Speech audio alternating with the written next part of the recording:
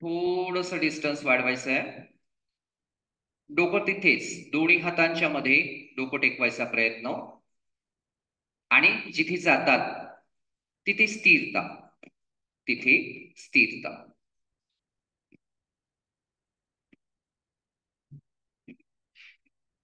डोळे उघडे.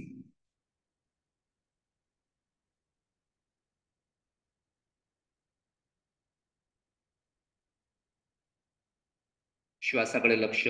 श्वास नॉर्मल सुरू आहे याची काळजी घ्यायची आहे.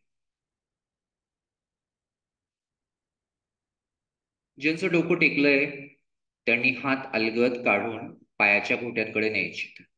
पायाचे घोटे. डोळे मात्र उघडे ठेवायचे.